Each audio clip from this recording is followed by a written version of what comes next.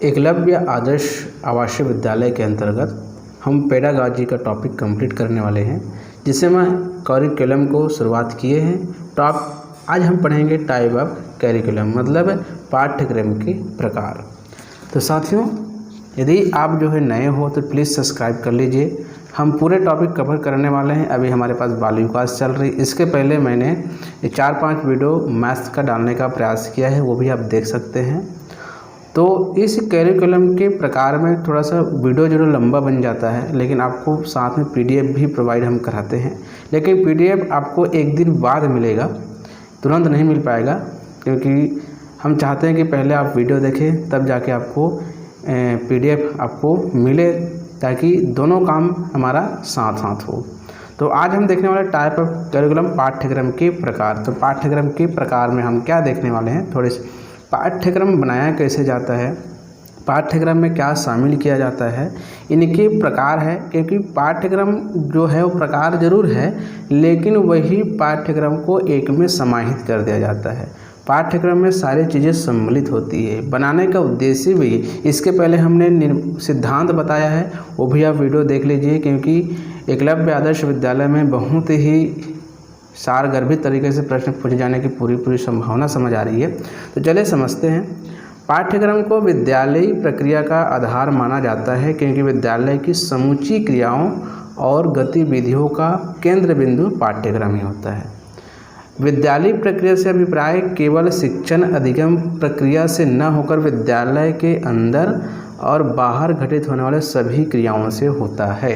मतलब पाठ्यक्रम विद्यालय की समूची कार्य होता है या संपूर्ण कार्यक्रम होता है, जो विद्यालय के बाहर भी होता है और विद्यालय के अंदर भी होता है, जो बालक के सर्वांगीण विकास में सहायक होती है।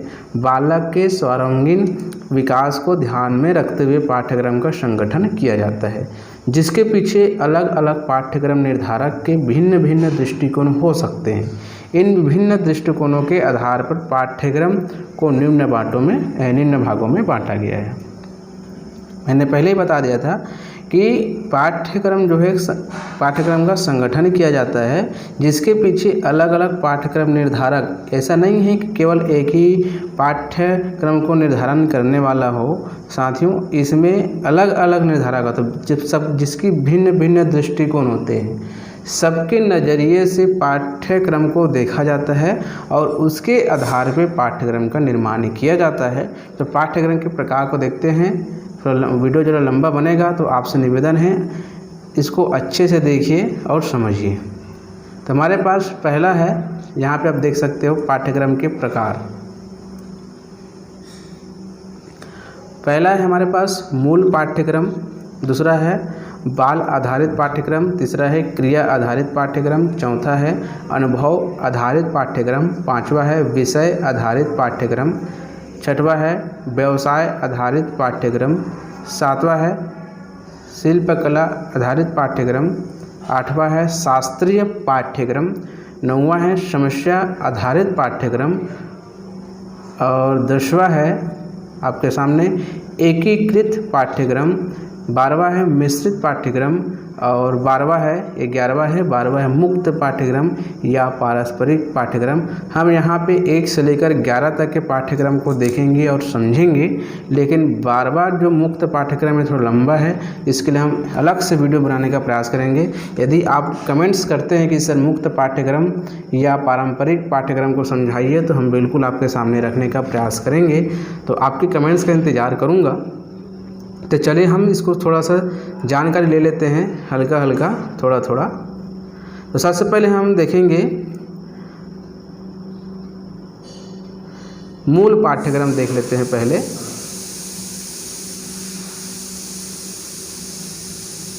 सबसे पहले हम देखना चाहेंगे मूल पाठ्यक्रम। तो यहाँ पे देखिए मूल पाठ्यक्रम होता क्या है, यहाँ पे समझिए। जैसे कि नाम से ही बोध होता है कि इस पाठ्यक्रम में कुछ विषय तो अनिवार्य होते हैं, जिनमें किसी प्रकार का कोई अन्य विकल्प नहीं होता। कुछ ऐसे विषय होते हैं जिसमें किसी प्रकार कोई विकल्प नहीं होता, जबकि कुछ विषय ऐसे भी हैं जिन्हें विद्यार्थी अपनी व्यक्तिगत रुचि या योग्यता अनुसार चुनते हैं। विभिन्न विषय को विद्यार्थी और समुदाय का सर्वांगीण विकास करना होता है। दूसरे शब्दों में कहा जा सकता है कि संबंधित पाठ्यक्रम विद्यार्थी को व्यक्तिगत सामाजिक समायोजन हेतु जानकारी प्रदान करता है ताकि वह अपने अनुभवों के आधार पर भावी जीवन में आने वाले समस्याओं से लड़कर उनका समाधान कर सके और देश का उत्तम नागरिक बन सके। साथियों, इसमें क्या विषय अनिवार्य, जैसे आप 12th का स्टूडेंट हो, ठीक है, तो आपको हिंदी इंग्लिश आपका अनिवार्य विषय हो जाता है जिसे आप बदल नहीं सकते। लेकिन कुछ विषय ऐसे होते हैं जिसे आप रुचि लेते हैं। रुचि मतलब क्या हो गया, कोई मैथ्स लेके पढ़ना चाहेगा, कोई जीव विज्ञान लेकर पढ़ना चाहता है, कोई आर्ट्स लेके पढ़ना चाहता है ना, जिसमें राजनीति, इतिहास, अर्थशास्त्र होता है। तो ये योग्यता अनुसार, रुचि के अनुसार। लेकिन हिंदी और इंग्लिश एक ऐसा विषय है जो अनिवार्य होते हैं। तो उसी को हम देखते हैं कि कौन कौन सा है जो मूल पाठ्यक्रम में आते हैं। आपको प्रश्न पूछ दिया जा सकता है कि मूल पाठ्यक्रम में कौन कौन सा आता है। तो पहला है भाषा, गणित, विज्ञान, सामाजिक विज्ञान, कला एवं संगीत विषय। ये मूल पाठ्यक्रम में आने वाले अनिवार्य विषय के अंतर्गत आता है। तो ये 5 आप याद रखिएगा। इनकी कुछ विशेषताएं भी होती है इस पाठ्यक्रम का। इस पाठ्यक्रम में पूर्णतः बाल केंद्रित होना चाहिए पाठ्यक्रम। छात्रों की रुचि, योग्यता और आवश्यकताओं के अनुरूप होना चाहिए। इसमें ज्ञान की विभिन्नता होनी चाहिए। विद्यार्थियों की विभिन्न समस्याओं का समाधान करने योग्य होना चाहिए। तो इस प्रकार से इस पाठ्यक्रम में कुछ विशेषताएं भी होती है जो उतना अनिवार्य नहीं है। अब इस पाठ्यक्रम के बारे में समझते जाइए तो आपको सारी चीज़ें समझ में आ जाएगी। तो दूसरा है हमारे पास बाल केंद्रित पाठ्यक्रम। यहाँ पे नाम से भी मेंशन होकर दिया गया है कि बाल केंद्रित पाठ्यक्रम। तो किसी भी बालक को प्रभावी शैक्षिक ज्ञान प्रदान करने के लिए जरूरी है कि सर्वप्रथम उसके मनोविज्ञान को जाना जाए। बाल मनोविज्ञान की जानकारी रखने वाला अध्यापक ही अपनी शिक्षण प्रक्रिया को प्रभावी बना सकता है, क्योंकि इस प्रकार के शैक्षिक प्रक्रिया और पाठ्यक्रम का आधार कोई विषय विशेष न होकर बालक होता है। बाल आधारित पाठ्यक्रम से भी हमारा अभिप्राय है पाठ्यक्रम से ही है, जो बालक की रुचि, योग्यता, क्षमता, आवश्यकता को ध्यान में रखकर तैयार किया जाता है, क्योंकि इस पाठ्यक्रम का मुख्य उद्देश्य बालक का सर्वांगीण विकास होता है। इसलिए इसके निर्माण में बालक और उसकी समस्त गतिविधियों को ध्यान में रखा जाता है। इसमें 2 चीज़ मेंशन किया कि बाल आधारित पाठ्यक्रम में जो शिक्षक है उसको मनोविज्ञान का जानकारी होना चाहिए। मनोविज्ञान मतलब भिन्न भिन्न स्तर के बच्चे स्कूलों में पढ़ने आते हैं, कॉलेजों में पढ़ने आते हैं, तो उनकी मन स्थिति क्या है, उनके स्तर के, उसके स्तर के अनुरूप उनको जानकारी मिलना चाहिए या उसके बाद जानकारी होना चाहिए, तभी उन बच्चों को पढ़ा सकता है वो, है ना। उनकी रुचि उसको पता होना चाहिए, बच्चे किस में रुचि लेते हैं, उसकी योग्यता क्या है, कौन से बच्चे की क्षमता क्या है, उनकी आवश्यकता क्या है, इस सारे चीज़ों को ध्यान में रखना चाहिए, क्योंकि पाठ्यक्रम का एक ही उद्देश्य है बालकों का सर्वांगीण विकास। इसलिए यहाँ पे बालक को केंद्र माना गया है, बाल आधारित पाठ्यक्रम। तो चलिए हम तीसरे नंबर का देख लेते हैं। अब यहाँ पे आप देखेंगे तीसरे नंबर का, तो देखिए क्रिया आधारित पाठ। क्रिया मतलब क्या होता है, एक्टिविटी, है ना, जिसे बोलते हैं रचनात्मक भी बोलते हैं, कभी कभी इसी को बोलते हैं सहसंज्ञानात्मक भी बोलते हैं। क्रिया आधारित पाठ्यक्रम वह पाठ्यक्रम है जिसमें विभिन्न प्रकार की क्रियाओं का, है ना, और विभिन्न गतिविधियों में उनकी रुचि, योग्यता झलकती है। बहुत सारे से आप समझ सकते हो कि बहुत सारे बच्चे ऐसे होते हैं कि उनको क्रियाएं, जैसे कोई खेल में भाग लेना चाहता है, कोई संगीत में भाग लेना चाहता है, कोई भाषण लेना चाहता है, कोई एक और कुछ कार्य करना चाहता है, तो विभिन्न प्रकार की क्रियाओं में, उसकी गतिविधियों में रुचि लेते हैं और उनकी योग्यता भी होती है। बहुत सारे बच्चे कैप्टन बन जाते हैं क्लास का और उसकी रुचि के अनुसार, कोई पढ़ाने में रुचि रखता है ना। तो क्रिया आधारित इसमें बच्चे की रुचि भी होती है और इसकी योग्यता भी हमको समझ में आता है। तो इसमें लिखा है योग्यताओं को मानकर अध्यापक विभिन्न स्तरों के विद्यार्थियों के लिए क्रियाओं का चुनाव करता है। क्रिया आधारित पाठ्यक्रम को महत्व प्रदान करने वाले वालों में अमेरिकी शिक्षा शास्त्री जॉन डेवी का नाम प्रमुख है। वो कहता है बालकों को ऐसे कार्यों द्वारा शिक्षा प्रदान करनी चाहिए जिसे आगे चलकर बालक जो है समाज उपयोगी कार्य करने में सक्षम हो। मतलब बालकों को ऐसा क्रिया आधारित पाठ्य पढ़ाइए कि समाज में रहकर उसमें कार्य कर सके, समाज में रहकर उसका सदुपयोग कर सके, समाज का उद्धार कर सके। ऐसा क्रिया, अब ऐसा नहीं है कि खेल के माध्यम से समाज का सुधार नहीं किया जा सकता या समाज उपयोगी नहीं हो सकता। भाई कोई बालक यदि खेल के माध्यम से अपने गांव का नाम रोशन कर सकता है, पूरे राष्ट्र का नाम रोशन कर सकता है, ये भी समाज उपयोगी कार्य ही है ना। परोपकार करना, दूसरों की मदद करना, ये सारी चीज़ें क्या है। अब देखते हैं चौथे नंबर का, अनुभव आधारित पाठ्यक्रम होना चाहिए। जैसा कि नाम से स्पष्ट है कि इस प्रकार के पाठ्यक्रम का मुख्य आधार अनुभव होते हैं। इस प्रकार के पाठ्यक्रम का निर्माण अनुभवों को आधार मानकर किया जाता है। दूसरों शब्दों में कहा जा सकता है कि वह पाठ्यक्रम जिसमें बालकों के सर्वांगीण विकास हेतु पाठ्य वस्तु व विभिन्न ज्ञानात्मक तथ्यों की अपेक्षा अनुभवों को अधिक महत्व दिया जाता है, अनुभव आधारित पाठ्यक्रम होता है। यहाँ बच्चों की अनुभव को प्राथमिकता दिया जाता है।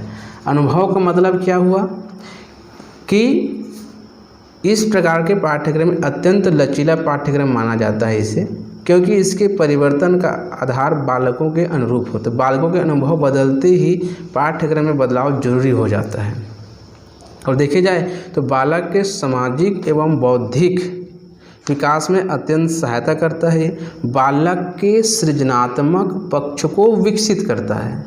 बालकों को भौतिक वातावरण के साथ भी संयोजन सिखाता है। बालकों के सर्वांगीण विकास में भी अत्यंत सहायक सिद्ध होता है। यदि हम बोले सीधे सीधे बात है कि यह पाठ्यक्रम पूर्णतः मनोवैज्ञानिक माना जाता है, क्योंकि इसका संबंध बालक की रुचियों, क्षमताओं और योग्यताओं तथा अनुभव से होता है। सारी चीज़ें इसमें मेंशन करना बहुत ज़रूरी है। तो चलिए हम 5वें नंबर का देख लेते हैं। देखिए यहाँ पे है विषय आधारित पाठ्यक्रम। अब देखिए विषय आधारित पाठ्यक्रम में हम क्या चीज़, हम इस प्रकार के पाठ्यक्रम का मुख्य आधार को विशेष होता है। इस प्रकार के पाठ्यक्रम निर्माण में किसी विषय को केंद्र बिंदु माना जाता है। इस प्रकार के पाठ्यक्रम में बालक की रुचियों, क्षमताओं और देखो तीनों चीज़ों सभी में मेंशन किया है, रुचि, योग्यता और क्षमता और आवश्यकता, 4 चीज़ें, मतलब ये आधार है मान के चलिए इसका देखा जाए तो पाठ्यक्रम का, है ना। को कोई महत्व दिया जाए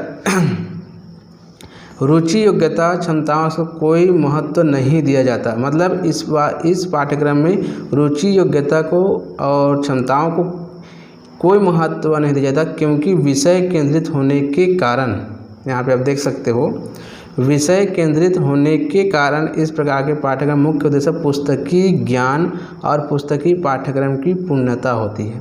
इस प्रकार के पाठ्यक्रम की सीमाएं निश्चित होती है। पाठ्य पुस्तक में अंकित विषय वस्तु के आधार पर ही अध्यापक विद्यार्थी का ज्ञान प्रदान व ग्रहण करना पड़ता है।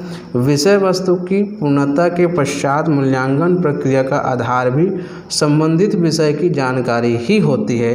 इस कार्य की पूर्णता पाठ्य वस्तु की परीक्षा के माध्यम से, मतलब विषय आधारित, मतलब जिस विषय को आप पढ़ रहे हो केवल और केवल उसी विषय से संबंधित आपको जानकारी दिया जाएगा, है ना। उसी से संबंधित जानकारी दिया जाएगा, उसी से संबंधित परीक्षा लिया जाएगा। इसमें आपके न तो रुचि देखा जाएगा, न ही योग्यता देखा जाएगा, न ही क्षमता देखा जाएगा, न ही आपकी आवश्यकता देखा जाएगा। देखा जाए तो इस प्रकार के पाठ्यक्रम में शिक्षण अधिगम प्रक्रिया की सुनिश्चितता होती है। अध्यापक और विद्यार्थी केवल निर्धारित पाठ्य वस्तु ज्ञान का ही अध्ययन और अध्यापन करता है। इस प्रकार के पाठ्यक्रम के लक्ष्य और उद्देश्य पहले से स्पष्ट होते हैं। मतलब जो पाठ्य वस्तु में दे दिया गया है कि ये हम कोई बच्चे को पढ़ाना है, ये चीज़ यहाँ पे सिखाना है, तो वही चीज़ ही आपको बताया जाएगा, वही चीज़ ही आपको सिखाया जाएगा। ठीक है। इस पाठ्यक्रम का मुख्य आधार शिक्षा और समाज की अपनी विचारधारा को जाता है। इस प्रकार के पाठ्यक्रम का संबंध प्राचीन रूढ़ियों के होने के कारण परंपरागत को बढ़ावा मिलता है। इस प्रकार के पहले से मेंशन है ना। तो विषय आधारित पाठ्यक्रम में केवल पाठ्य वस्तु मतलब जो सिलेबस है उसी के आधार पर आपको पढ़ाया जाएगा, उसी विषय से संबंधित आपको जानकारी दिया जाएगा। तो चलिए हम शुरू नेक्स्ट देखते हैं। अब यहाँ पे आप देखिए व्यवसाय आधारित पाठ्यक्रम। अब व्यवसाय आधारित पाठ्यक्रम में क्या चीज़ आपको पढ़ना है। इस प्रकार के पाठ्यक्रम का मुख्य लक्ष्य बालक के किसी व्यवसाय विशेष से जोड़कर आत्मनिर्भर बनाना है। मतलब ये ऐसा पाठ्यक्रम है कि आपको इस पाठ्यक्रम के अंतर्गत ऐसे चीज़ पढ़ाया जाएगा जिसे आप व्यवसाय से जोड़ दिया जाएगा, व्यवसाय से विशेष जोड़ा जाएगा और आपको आत्मनिर्भर बनाने के लिए प्रयास। आधुनिक युग में इस प्रकार के पाठ्यक्रम को अत्यंत पसंद किया जाता है क्योंकि इस प्रकार के पाठ्यक्रम के ज्ञान से रोजगार प्राप्त में सुविधा होती है और भावी जीवन अत्यंत सफल हो रहता है। इस प्रकार के पाठ्यक्रम हालांकि कुछ अन्य विषय जैसे सामान्य शैक्षिक विषय भी पढ़ाए जाते हैं, लेकिन मुख्य उद्देश्य बालक के उनके कौशल को विकसित करना होता है जो उसे स्वावलंबी बनाने में सहायक होता है। इस कौशल के अंतर्गत बालक को किसी व्यवसाय विशेष तकनीकी विशेष पूर्ण जानकारी दी जाती है। जैसे उदाहरण के लिए आपको बताऊं, जो ITI, कई लोग ITI करते हैं, तो ITI से कोई फिल्टर करेगा, कोई इलेक्ट्रीशियन करेगा, तो इससे संबंधित आप पाठ्यक्रम तैयार करते हो या पढ़ाई करते हो तो कहीं ना कहीं आपको रोज़गार ज़रूर मिलेगा। तो लोग जो है आज जो है व्यवसाय से संबंधित उनको रोज़गार मिल सके इस टाइप का पाठ्यक्रम ज़्यादा जो है ढूंढने का प्रयास करते हैं और पढ़ाई करते हैं। कुछ चीज़ें ऐसी होती है जैसे कि इस प्रकार के पाठ्यक्रम से बालक को विभिन्न शिल्प कलाओं की जानकारी मिलता है क्योंकि इस पाठ्यक्रम का केंद्र बिंदु शिल्प कला ही है। मैं बोला ना, शिल्प कला मतलब विभिन्न प्रकार की कला। भारतीय सांस्कृतिक विकास में यह पाठ्यक्रम अत्यंत सहायक सिद्ध होता है। ये पाठ्यक्रम बहुत ही अत्यंत सहायक सिद्ध होता है। बालकों की समाज तथा सामाजिक कार्यों के प्रति रुचि विकसित होती है। इस प्रकार का जो पाठ्यक्रम है बालकों को किसी व्यवसाय जोड़ने में सहायक सिद्ध होता है। बहुत बेहतरीन है, ये आपको याद रखना है कि क्या चीज़ है। चलिए नेक्स्ट देखते हैं। शिल्प कला आधारित पाठ्यक्रम, ठीक है। शिल्पकला से हमारा अभिप्राय है कताई, बुनाई, रंगाई, सिलाई, कपड़े, चमड़े, लकड़ी, कृषि कार्य, जानकारी से। शिल्पकला आधारित पाठ्यक्रम से विभिन्न शिल्पकलाओं का महत्व दिया जाता है। इन कलाओं के अतिरिक्त इस प्रकार के पाठ्यक्रम में अन्य विषय को भी शामिल किया जाता है। जैसे यहाँ पे लिखा है गांधी जी की आधारभूत शिक्षा भी इस प्रकार के शिल्पकलाओं का वर्णन मिलता है। तो यहाँ पे शिल्पकला का मतलब क्या हुआ, जैसे कताई बुनाई हो गया, रंगाई हो गया, सिलाई हो गया, सारी चीज़ें जो बहुत सारे विद्यालयों में इस प्रकार से कलाएं सिखाई जाती हैं। तो इन कलाओं के माध्यम से लोग जो है रोजगार उत्पन्न करते हैं, प्रशिक्षण लेते हैं और जाके एक बेसिक शिक्षा के रूप में इसको जाना जाता है। जैसे गांधी जी आधारभूत शिक्षा में इस प्रकार के शिल्प कलाओं का वर्णन, मतलब गांधी जी हमेशा कहते थे कि लोगों को बुनियादी और बेसिक शिक्षा ही दिया जाए ताकि लोग जो व्यवसाय से जुड़े उसको रोजगार मिल सके और स्वावलंबी बन सके। ठीक, तो यह हो गया शिल्पकला आधारित पाठ्यक्रम। अब देखते हैं हम शास्त्रीय पाठ्यक्रम। यहाँ पे आप देख सकते हैं शास्त्रीय पाठ्यक्रम होता क्या है।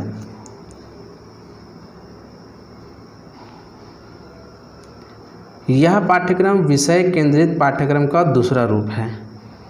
इस पाठ्यक्रम के अंतर्गत अनेक शास्त्रीय भाषाओं, अनेक शास्त्रों, दर्शनों, ज्योतिष संबंधी शिक्षा प्रदान की जाती है। इस प्रकार के पाठ्यक्रम का उद्देश्य बालक के नैतिक और आध्यात्मिक पक्ष को मजबूत करना होता है। इसी के फलस्वरूप केंद्र बिंदु भी विभिन्न आध्यात्मिक और नैतिक विषय ही होते हैं। वैदिक कालीन शिक्षा व्यवस्था जब गुरुकुलों और आश्रमों में शिक्षा प्रदान की जाती थी तब इस शिक्षा का अत्यंत महत्व था, लेकिन आधुनिक युग में यह पाठ्यक्रम विद्यार्थी और समाज की आवश्यकताओं के अनुसार खरा नहीं उतरता, जिसके कारण इस पाठ्यक्रम की प्रथा धीरे धीरे क्या हो गई, लुप्त हो गई, मतलब कहने का कम होती जा रही है। कारण क्या है कि लोग जो है नैतिक और आध्यात्मिक शिक्षा लेना पसंद नहीं करते, इसीलिए लुप्त हो जा रही। पहले गुरुकुलों में जब आश्रमों में जब पढ़ाया जाता था तो इस प्रकार का पाठ्यक्रम को ज़्यादा पसंद करते थे, लेकिन आज भी ये पाठ्यक्रम लुप्त नहीं हुआ है। कहीं ना कहीं इस प्रकार के लोग जो है शिक्षा ले रहे हैं, नैतिक और आध्यात्मिक, है ना। यदि इसके बारे में कुछ जानकारी लेने का प्रयास करें तो बालक के नैतिक विकास में सहायक सिद्ध होता है। यह पाठ्यक्रम बालक के आध्यात्मिक नैतिक पहलू को भी विकसित करने में सहायक है। इस पाठ्यक्रम के माध्यम से बालकों का आचरण और सकारात्मक व्यवहार विकसित होता है। बालक में तर्क शक्ति और चिंतन मनन की योग्यता विकसित होती है। बालक में विशुद्ध चरित्र और विनम्रता के भाव विकसित होते हैं। बहुत ही महत्वपूर्ण देखिए, इस प्रकार से देखिए ये सारी चीज़ें गुण इसमें आ सकता है। तो चलिए देखते हैं हमारा नेक्स्ट जो है पाठ्यक्रम है हमारे पास समस्या आधारित पाठ्यक्रम। तो इस प्रकार के पाठ्यक्रम को हम देखते हैं।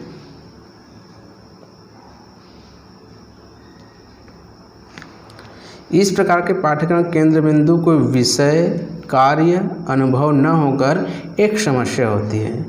यह समस्या किसी बालक विशेष या संपूर्ण कक्षा या विद्यालय से संबंधित हो सकती है।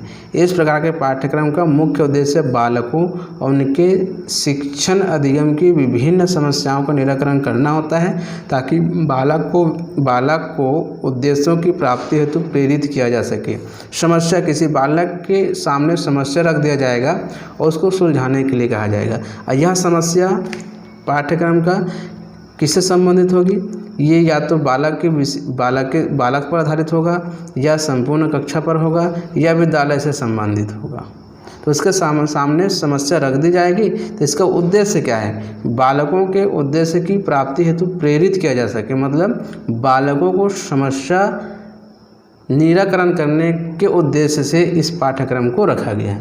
यदि इसकी थोड़ी सी विशेषताएं जानने का प्रयास करें तो बालकों के विभिन्न समस्याओं के समाधान में सहायक सिद्ध होता है ये वाला पाठ्यक्रम। ठीक है, इस प्रकार के पाठ्यक्रम में शिक्षण अधिगम प्रक्रिया अत्यंत सहज और वास्तविक होती है। ठीक, वास्तविक शैक्षिक प्रक्रिया के कारण वास्तविक निर्देशन संभव हो जाता है। इस प्रकार के पाठ्यक्रम के अध्ययन में बालक अत्यंत उत्साहपूर्वक भाग लेते हैं।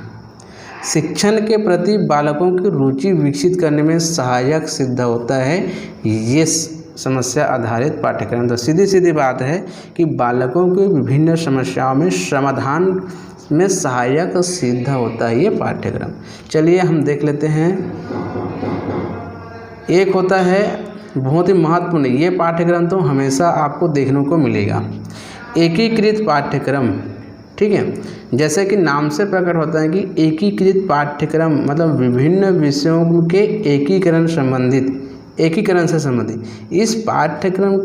इस प्रकार के पाठ्यक्रम सभी विषय परस्पर संबंधित मतलब एक दूसरे से मिला जुला होता है, मतलब समस्त पाठ्यक्रम एक दूसरे से संबंधित होते हैं, जुड़ा हुआ रहता है। यहाँ तक कि पाठ्यक्रम में निहित पाठ्य विषयों की अध्ययन सामग्री भी आपस में संबंधित होते हैं। इस प्रकार के पाठ्यक्रम बालकों को विभिन्न विषयों का अध्ययन न करके अपने मन चाहे विषय का अध्ययन करना पड़ता है। इस पाठ्यक्रम का जन्म अमेरिकी विद्यालयों में गेस्टाल्टवाद नामक वैज्ञानिक सिद्धांत के परिणाम स्वरूप माना जाता है। यदि इसके बारे में कुछ जानकारी लेने का प्रयास करें तो हम ये कह सकते हैं कि इस प्रकार का जो पाठ्यक्रम है बालकों की रुचियों के अनुरूप आप एकीकृत मतलब सभी विषय पर परस्पर संबंधित, मतलब जो विषय आप पढ़ना चाहते हैं वो विषय आप पढ़ सकते हैं, ये उससे संबंधित रहेगी। इस प्रकार का पाठ्यक्रम बालकों के सर्वांगीण विकास के साथ साथ जीवन उपयोगी शिक्षा प्रदान करता है। इस प्रकार के जो पाठ्यक्रम होते हैं या पाठ्यक्रम के माध्यम से बालकों को विभिन्न विषयों का ज्ञान एक साथ प्राप्त होता है। कहना एक विषय विशेष से नहीं होता, इसमें पढ़ेगा तो वो सभी विषय से संबंधित रहेगा। जैसे हम कभी कभी कंपटीशन एग्ज़ाम का पढ़ाई करते हैं, अभी जैसे हम पढ़ाई कर रहे हैं तो सभी का सिलेबस एक साथ है, तो आप जो है जो मन लगेगा वो पढ़ सकते हो आप, मतलब मिक्स है तो एक दूसरे से क्या रहेगा, वो रिलेटिव रहेगा, जो चाहे आप पढ़ सकते हैं और विभिन्न विषयों का ज्ञान आप एक साथ ले सकते हैं। जैसे आप सीजी का पढ़ेंगे, भारत का पढ़ेंगे, कंप्यूटर का पढ़ेंगे, इस प्रकार से इसे बोलते हैं एकीकृत पाठ्यक्रम। इस प्रकार के पाठ्यक्रम से छात्रों के पूर्व ज्ञान और नवीन ज्ञान तत्वों को सहज रूप से संबंधित किया जा सकता है। आपके पास पूर्व ज्ञान है तब पढ़ाई कर रहे हो आप, पूर्व ज्ञान नहीं रहेगा तो आपको और अच्छे से पहले पढ़ाई करना पड़ेगा, तब जाके आपको क्या मिलेगी, इसकी जानकारी मिल पाएगी। तो चलिए लास्ट और देख लेते हैं। इसे बोलते हैं मिश्रित पाठ्यक्रम। जैसे हमने अभी बताया उसका रिलेटिव है ये, ठीक उसी प्रकार से जिस प्रकार से आपका एकीकृत पाठ्यक्रम है। तो यहाँ पे आप देखिएगा, मिश्रित पाठ्यक्रम से हमारा अभिप्राय उस पाठ्यक्रम से है जिसमें 2 या 2 से अधिक विषय को एक ही विषय के अंतर्गत मिला लिया जाता है। इस प्रकार के पाठ्यक्रम मिश्रण के सिद्धांत को विकसित करते हैं। इसके अतिरिक्त इस पाठ्यक्रम में अधिगम की अन्य इकाइयों को भी मिलाकर रखा जाता है या मिला लिया जाता है, ठीक है। उदाहरणस्वरूप इतिहास, यहाँ पे आप देख सकते हो उदाहरण दिया गया है। इतिहास, भूगोल, नागरिक शास्त्र, अर्थशास्त्र आदि विषयों में मिलाकर सामाजिक विज्ञान बना दिया जाता है। भौतिक विज्ञान, रसायन विज्ञान, जीव विज्ञान मिलाकर सामान्य विज्ञान का बना दिया जाता है। जैसे आप कंपटीशन एग्जाम दिलाते हैं, यदि यहाँ पे लिख दिया जाए सामान्य विज्ञान से 5 नंबर का क्वेश्चन आएगा, तो आप देखेंगे सामान्य विज्ञान में भौतिक, रसायन और जीव विज्ञान हमको पढ़ना ही पड़ता है। यदि सामाजिक विज्ञान बोल दिया जाए तो आप बिल्कुल 100% इतिहास, भूगोल, अर्थशास्त्र, नागरिक शास्त्र आप पढ़ेंगे ही पढ़ेंगे, साथ में इतिहास भी पढ़ेंगे, है ना। इसे बोलते हैं मिश्रित पाठ्यक्रम। तो मिश्रित पाठ्यक्रम में बालकों की ज्ञानार्जन संबंधी जिज्ञासा शांत हो जाती है। इस प्रकार का पाठ्यक्रम बालकों के लिए बोझिल और उबाऊ नहीं होता, क्योंकि सभी एक मिक्स कर दिया गया है। आप चाहे इतिहास पढ़ो, मन लगे तो भूगोल पढ़ लो, मन लगे तो नागरिक शास्त्र पढ़ लो, एक ही सब्जेक्ट में मिक्स कर दिया जाता है। इस पाठ्यक्रम में विभिन्न संबंधित विषयों का परस्पर घनिष्ठ संबंध होता है। तो मैं बोला था ना आपको 12वां नंबर का जो पाठ्यक्रम है थोड़ा सा अलग है। यदि आप पढ़ना चाहेंगे तो कमेंट जरूर करिएगा, है ना। मुक्त या पारस्परिक पाठ्यक्रम के नाम से जाना जाता है इसको। तो इसके बारे में थोड़ा सा बता देता हूँ, ज़्यादा नहीं, कि बताने की आपको आवश्यकता नहीं पड़ेगी। जैसे कि नाम से प्रतीत होता है कि यह पाठ्यक्रम वह है जिसमें छात्रों को स्वतंत्र रूप से ज्ञान प्राप्ति के अधिक अवसर प्राप्त होते, या बोल सकते हैं करके सीखो भी इस प्रकार के पाठ्यक्रम का एक भाग है। यदि आपको पूछे करके सीखो, ठीक है, करके सीखो यदि पाठ्यक्रम के नाम पूछे तो बता देना मुक्त या पारस्परिक पाठ्यक्रम, मुक्त या पारस्परिक पाठ्यक्रम के नाम से इसको जाना जाता है। जिसे यह प्रदान छात्रों को स्वतंत्र रूप से ज्ञान प्राप्ति के अवसर प्रदान करता है। स्वतंत्र रूप से मुक्त और पारस्परिक पाठ्यक्रम, इसका उद्देश्य यही होता है। तो दोस्तों यदि अच्छा लगे तो लाइक करें और कमेंट्स जरूर करिएगा। आपसे निवेदन है यदि आप नए हो तो प्लीज़ सब्सक्राइब कर लीजिएगा, ताकि समय पर आपके पास वीडियो पहुँच सके और आप जो एकलव्य आदर्श विद्यालय में जो वैकेंसी निकली उसमें आप जो है अच्छे से नंबर लेके आप जो है एक रोज़गार प्राप्त कर सके, यही मेरा उद्देश्य है। ये PDF आपको वीडियो डालने के एक दिन बाद जो है डिस्क्रिप्शन बॉक्स में चेक कर लीजिएगा, वहाँ आपको मिल जाएगी। और हर दिन ऐसा ही होगा, एक दिन बाद आपको PDF उपलब्ध कराऊंगा। पहले वीडियो देख लीजिए, अच्छा लगे तो लाइक कमेंट शेयर अवश्य करें। धन्यवाद।